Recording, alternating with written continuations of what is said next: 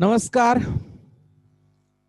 आज आपण poem number 8 म्हणजे लास्ट पोएम इयत्ता 12वी English small towns and reverse याचे फिगर्स ऑफ स्पीच पाहणार आहोत. आजपर्यंत आपण संपूर्ण पोएमचे एक्सप्लेनेशन्स पाहिलेत. आता आपण पहिल्यापासून तर 8 पोएम पर्यंत figures of speech, rhyming words and rhyming pairs पाहिलेत. आता शेवटची लास्ट पोएम आपली स्मॉल टाउन्स अँड रिव्हर्स. आपण जर माझे चॅनलवर नवीन असाल तर माझे चॅनल सबस्क्राइब करा, लाईक करा आणि इतरांना शेअरही करा. First line of the last poem, my hometown lies calmly amidst the trees. Personification is there because the hometown has been personified by being given quality of lying calmly. आता town कामली अगदी शांतपणे कोण झोपतं? मनुष्य, सजीव. पण ते टाउन कामली झोपलेला आहे, शांतपणे झोपलेला आहे, पोहळलेला आहे अशा अर्थाने इथं म्हटलेलं आहे. म्हणून सजीवांचे गुण निर्जीवांना प्रदान केलेले आहेत. So that's why personification figure of speech is there. Second line, in summer और winter antithesis is there because summer and winter, two opposite seasons are in this line. किंवा वर्ड्स म्हणू आपण, सीजन्स, टू ऑपोजिट सीजन्स म्हणा किंवा words म्हणा, winter, summer. So that's Y antithesis.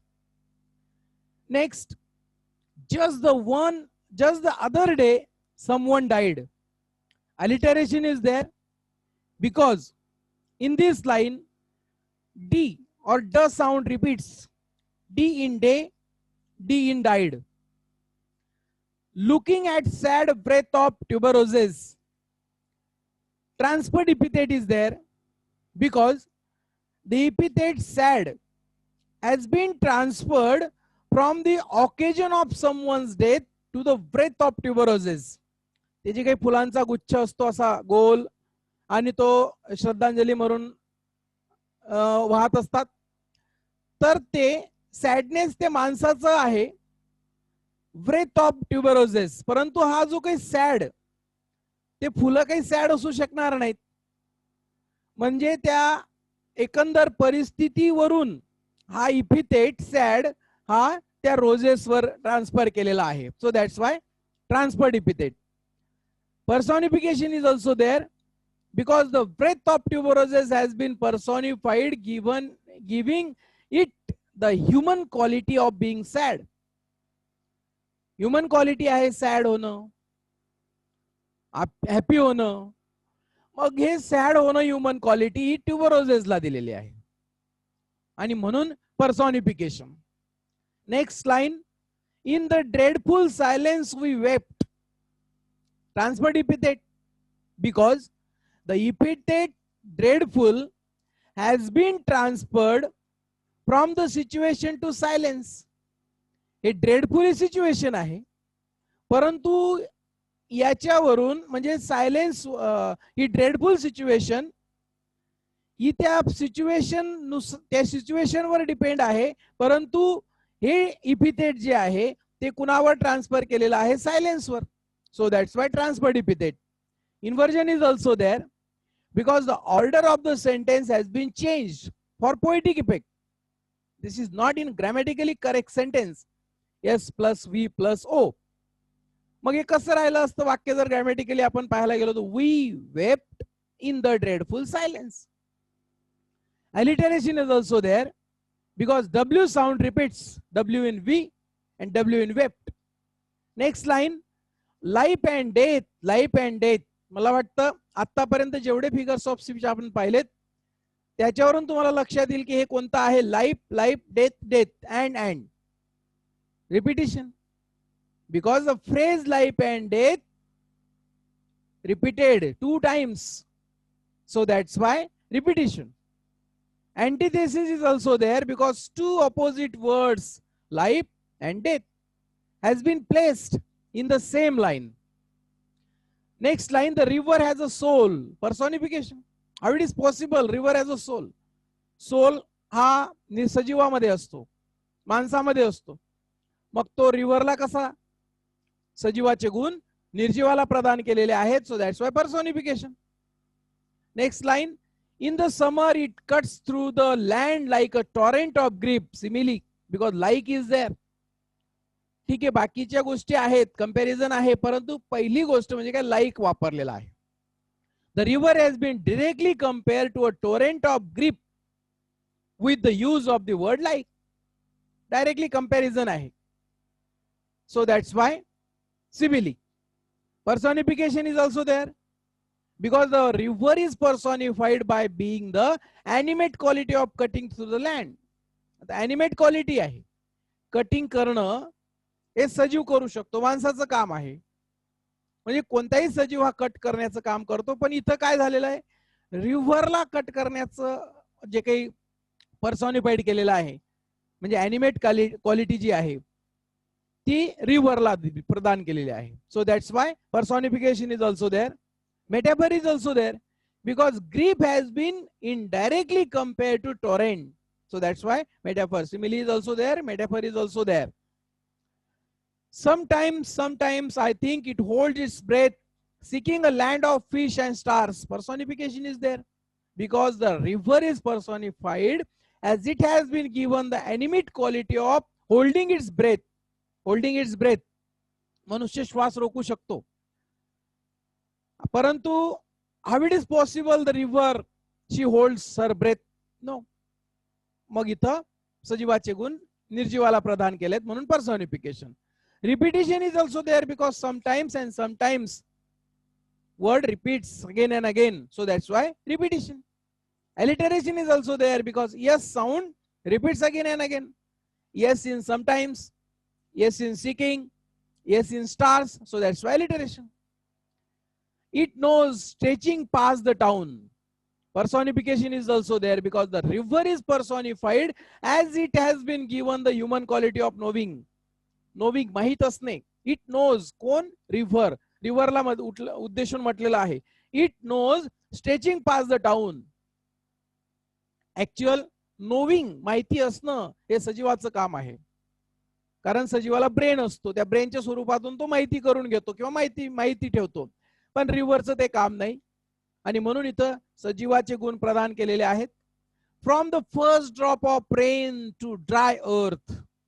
Alliteration is there because F and D sound repeats again and again. F in from, F in first, D in drop, D in dry. So that's why alliteration is there.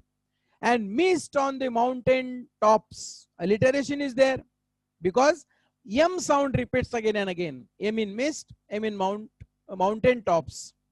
The river knows. Personification.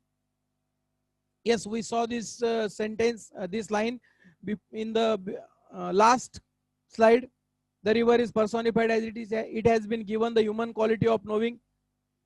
We discussed about that line. A shrine of happy pictures marks the days of childhood. Transferred epithet. Why? Because the epithet happy has been transferred from the time to the pictures. इथं happy हे epithet जे काही आहे ते कशावर transfer केलेलं आहे? The time to the pictures. Actual तो चाइल्डहुडचं जे काही म्हणजे बालपण जे काही असतं ते हॅपी असतं, परंतु याच्यावरून ते पिक्चर्स वर ट्रान्सफर केलेलं आहे. So that's why transferred epithet. Metaphor is also there because the happy picture have been indirectly compare to the shrine. Comparison आहे, indirect comparison. So that's why metaphor. Personification is also there because the pictures are personified as they are given the human quality of happy being happy. पर्सॉनिफिकेशन कशासाठी? कारण happy असणं हे माणसाचं म्हणजे सजीवाचं काम आहे. सजीवात तो गुण असतो. पण इथं पिक्चर्स हॅपी आहेत असं म्हटलेलं आहे म्हणून पर्सॉनिफिकेशन. Small towns grow with anxiety for the future. पर्सॉनिफिकेशन because the small towns are personified as they are given the human qualities of growing and feeling anxious. चिंतातुर होणं हे सजीवाचं काम आहे. स्मॉल टाउन्स कशी चिंतातूर होतील. आणि म्हणून personification.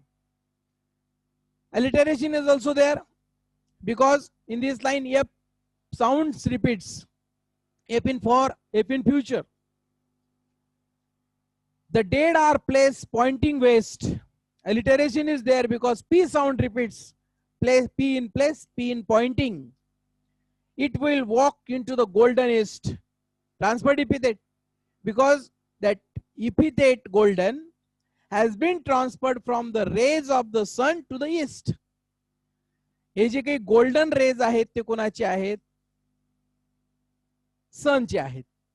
पण ते कशावर ट्रान्सफर केलेले आहेत, ईस्ट म्हणजे दिशा, त्या पूर्व दिशेवर.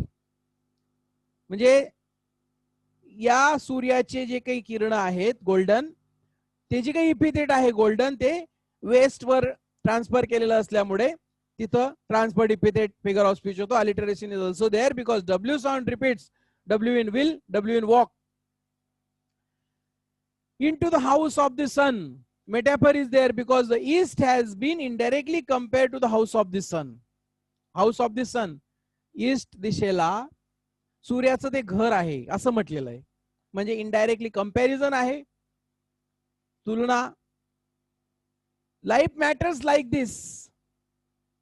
Alliteration is there because L sound repeats, L in life, L in like. We all want to walk with the gods. Alliteration because in this line the sound W has been repeated. W in we, W in walk, W in want, W in with. इथं आपण figures of speech सगळ्या लाईनचे पाहिलेत. आता rhyming words आपण पाहूया आणि rhyming scheme.